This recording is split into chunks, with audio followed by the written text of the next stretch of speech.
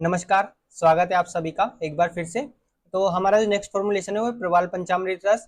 हम यहाँ पे हर बार श्लोक लिखते हैं, क्यों? क्योंकि श्लोक में कुछ ना कुछ इंपॉर्टेंट लाइन होती है। ठीक है, तो श्लोक याद करने की कोई आवश्यकता नहीं है, होता है तो कर लो, किसी किसी को होता भी है। हम डायरेक्टली यहाँ पे श्लोक की इंपॉर्टेंट चीज देखेंगे। ठीक है, तो हम यहाँ पे सबसे पहले देखें, AFI की बुक में ही देख लेते हैं। ठीक है, यहाँ पे क्या दिया हुआ है ना, देखो इस श्लोक के अंदर मेन इंपॉर्टेंट चीज जो है वो है वल्ल प्रमाणम ही नरेण सेव्यम नित्यम द्विवारम प्रतिपाकयुक्तम, यानी कि दिन में 2 बार। ठीक है, दिन में 2 बार लेनी है। और वल्ल प्रमाणम, वल्ल प्रमाण क्या होता है? तो वल्ल प्रमाण यहाँ पे होता है हमारे पास में 375 मिलीग्राम। अब इसको दिन में 2 बार लो या एक बार में लो, कैसे भी लो, लेकिन 2 बार इसको बताया कि ये डोज बता रखी है इसकी वल्ल प्रमाण। तो क्या याद रखना है हमें? वल्ल प्रमाण। और ऐसे याद भी रह जाएगा क्योंकि इसमें प्रवाल पंचामृत है ना, तो इससे याद भी रह जाएगा वल्ल प्रमाण। तो वल्ल प्रमाण किसके लिए आया है?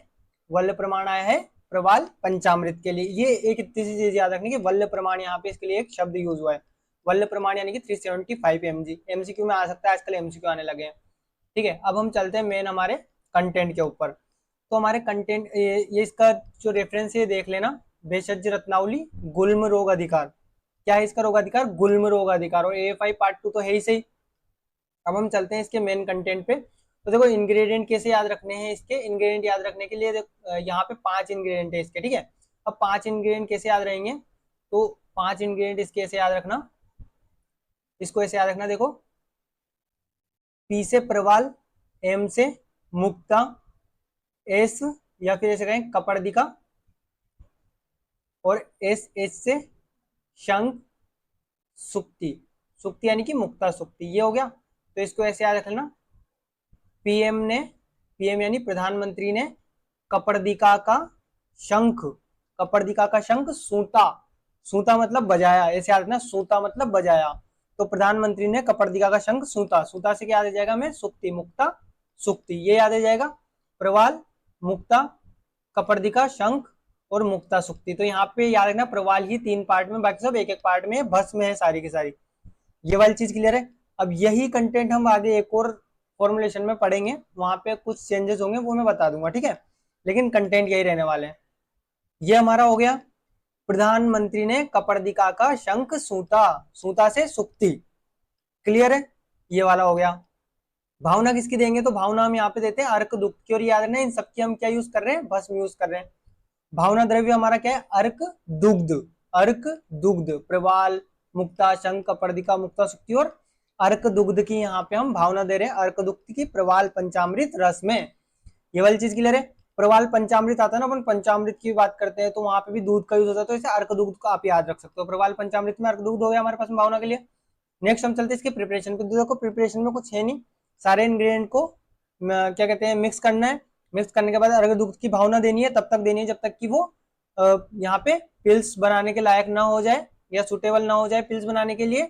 और फिर उसको पिल्स बना के और सनलाइट में एक्सपोज कर दो, या फिर जो भी हमारा हॉट एयर ओवन है उसमें इसको एक्सपोज कर दो ड्राई करने के लिए, कुछ घंटे से कुछ दिनों तक के लिए। जब वो ड्राई हो जाएंगे तो उसको यहाँ पे एयर टाइट कंटेनर में हम पैक करके रख देंगे, ताकि इसकी जो शेल्फ लाइफ है वो बनी रहे। क्लियर है। इसके बाद में इसकी डोज दे देखो, वहां पे हमने वल्ल प्रमाण पढ़ा था, लेकिन AFI के अनुसार जो इसकी डोज दे रखी है वो 250 mg यहाँ पे दी हुई है। तो ये वाली चीज क्लियर याद रखना, 250 mg की डोज अगर वैसे पूछे तो। और वल्ल प्रमाण पूछे तो किसके लिए है? वल्ल प्रमाण है हमारे पास प्रवाल पंचामृत रस के लिए, प्रवाल पंचामृत वल्ल प्रमाण।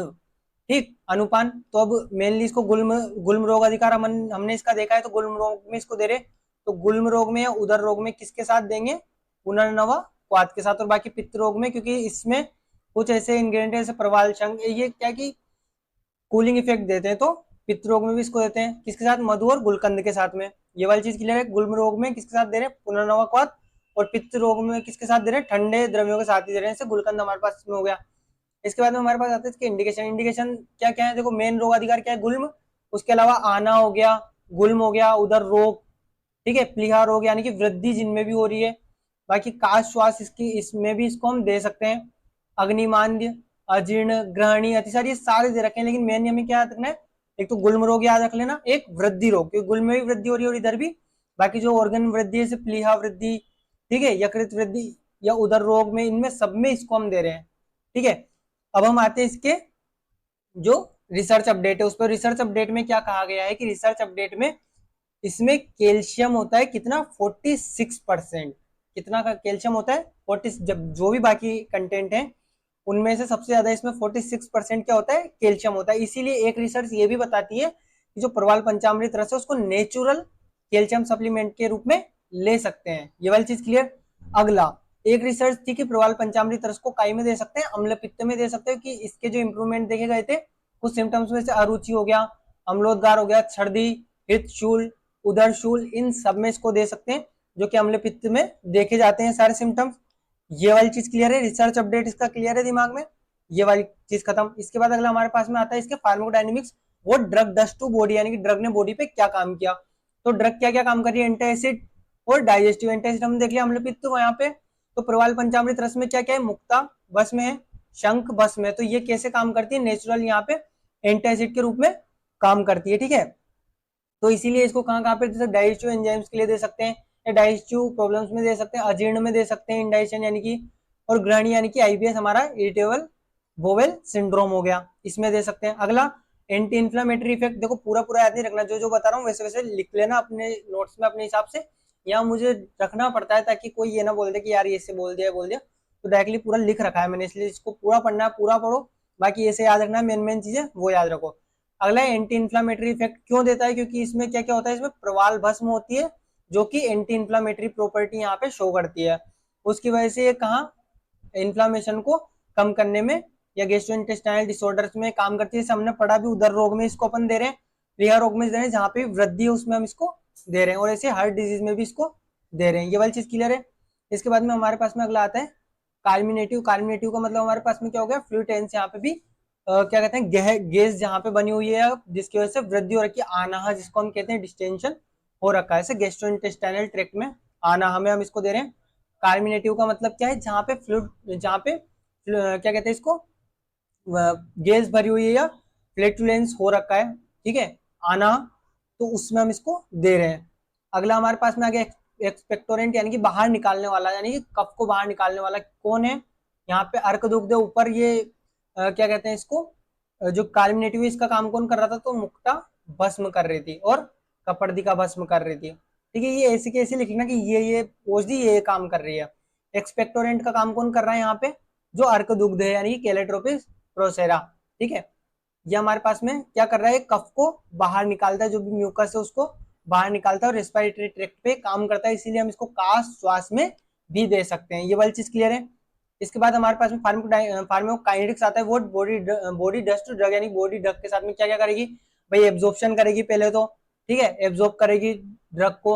उसके बाद में देखो यहाँ पे मुक्ता भस्म, शंख भस्म के लिए दे रखा है कि गैस्ट्रोइंटेस्टाइनल ट्रैक्ट में जाके और एब्जॉर्ब हो रही है, मेनली ड्रग्स वहीं पे एब्जॉर्ब होती है, कुछ है जो ओरल में भी, ओरल कैविटी में भी एब्जॉर्ब होती है। अब यहाँ पे बाद में मेटाबॉलिज्म यानी मेटाबोलाइज होगा, उनका मेटाबॉलिज्म होगा, वहाँ पे लीवर में चलता है, हमें पता ही है। ठीक है, इसके बाद में डिस्ट्रीब्यूशन होगा, जहां जहां उसको काम करना है, ठीक है, उन ऑर्गन्स में उसका डिस्ट्रीब्यूशन होगा, और एट द एंड एलिमिनेट हो जाएगी कैसे, यूरिन और फिसिस के थ्रू। तो ये हमारा फार्माकोकाइनेटिक्स हो गया। देखो मैं ऐसे ही शॉर्ट में बोलता हूँ, पूरा पूरा बोलने बैठूंगा उसका कोई मतलब नहीं है, बहुत ईजी हिस्सा है। अगर आप चाहो तो आप अपने हिसाब से इनको देख के लिख लेना।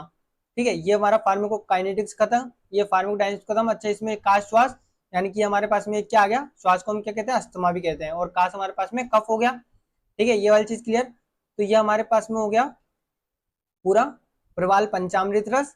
इसके इंग्रेडिएंट याद रह जाएंगे, प्रधानमंत्री ने कपर्दिका का शंख सूता, सूता से सुक्ति बस, मुक्ता सुक्ति बस में याद रखना क्लियरली। तो ये हमारा प्रवाल पंचामृत रस खत्म होता है। नेक्स्ट हम नेक्स्ट फॉर्मुलेशन के साथ मिलते हैं।